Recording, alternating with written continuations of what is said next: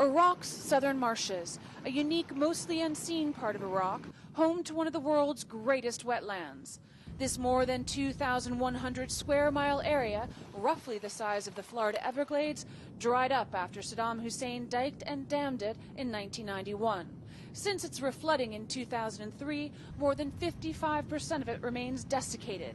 But the fragile ecosystem is slowly coming back to life. Its inhabitants, known as the Medan or marsh Arabs, have returned to their ancient lifestyle, living in reed houses, tending water buffalo, and fishing.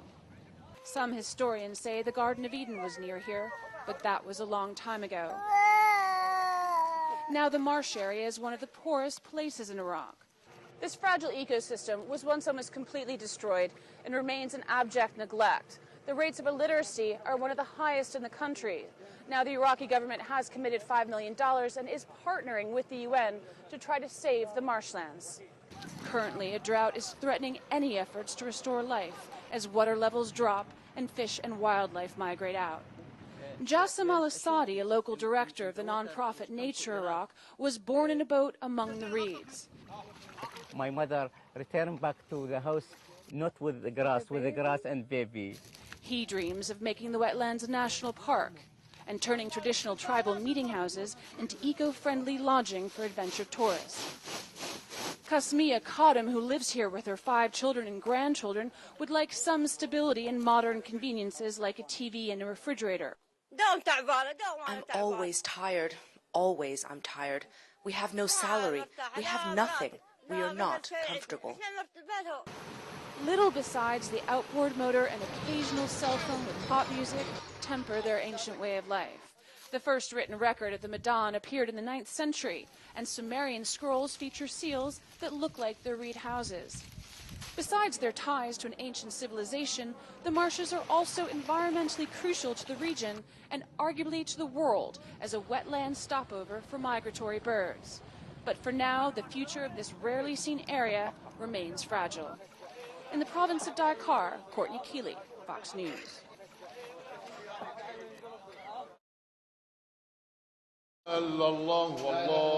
It's a ritual practiced about 50 times a day here in Najaf, a body being prepared for burial, first washed 3 times with fragrant water, then wrapped in a white shroud, while a cleric chants Quranic verses. Imam Ali Shrine is one of the holiest sites in all of Shiite Islam. The dead are buried in the Valley of Peace, one of the largest cemeteries in the world near the tomb of Ali, who Shiites believe was Muhammad's rightful heir. The dusty expanse of tombstones stretches across the land for miles. Fighters loyal to the Jaish al-Mehdi and radical anti-American cleric Muqtada al-Sadr, who staged an armed uprising against U.S. troops here in 2004, have their own designated burial area in the cemetery. Shias believe that to be buried in the shadow of a shrine guarantees greater access to the afterlife, and the Golden Dome Mosque of Ali is the most blessed. They also believe shrines are locations of spiritual grace and places where God answers cries for help. The Shiite faithful flock here from all over the world, and since the fall of Saddam, millions of Iranians now make the religious pilgrimage annually. Signs throughout the city are in both Farsi and Arabic. The Iranian rial is acceptable currency in Najaf's markets as Iraqi dinars. Most shopkeepers agree that the Iranians are their biggest customers. You feel like they want to occupy your city with their currency. The Iranians always give the impression that they are superior. They look down on us. With the largest Shiite population in the world, Iran may have the greatest financial influence on religious tourism, but Iraqi Shiites are increasingly competing with and rejecting any political dominance from Iran.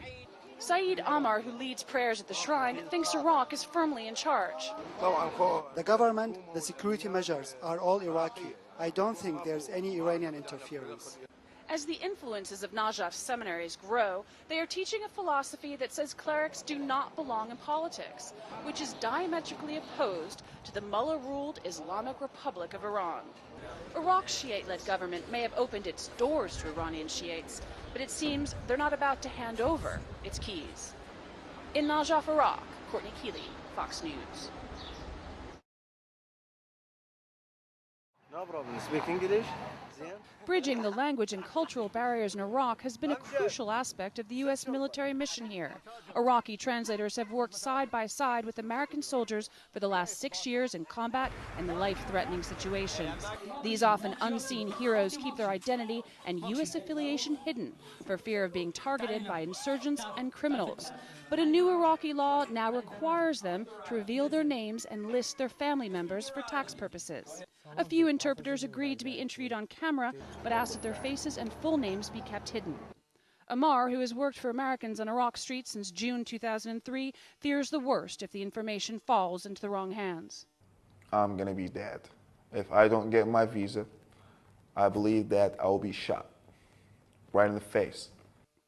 A spokesman for the U.S. contractors who hire the translators said they will not compromise the security of their employees by releasing names to the Iraqi government, but will comply with Iraqi tax payments. The Iraqi government said the names, Iraqi or non-Iraqi, must be released, but will be kept secret. That's not enough, the interpreters tell us. I cannot have a normal life in Iraq after I've been working associated with American at any form. Nearly all of the 7,000 Iraqi translators here are applying for asylum in the U.S. They're afraid once the U.S. military leaves, they'll be left behind, unemployed and unprotected.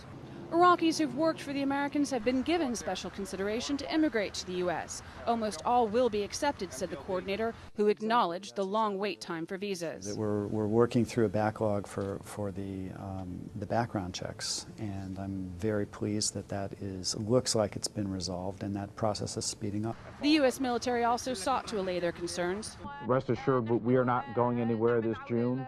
We will have our combat forces removed from the cities, but we will still be here in fairly large numbers. They're not leaving just yet. In Baghdad, Courtney Keeley, Fox News. For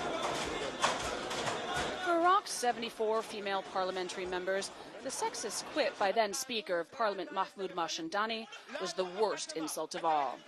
Women, he said, were poor leaders because they're too distracted by the fear that their husbands will take a second wife. Samir al-Musawi, a member of parliament, called the comment unacceptable.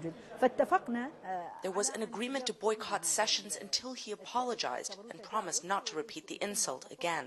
Mashandani apologized and the women of parliament agreed to come back to work. Iraqi women have been tested for the last 3 years in the Council of Representatives, Iraq's parliament. The Iraqi constitution requires that 25% of its members be women, but quotas alone won't change deeply entrenched notions that women's proper roles are as wives and mothers.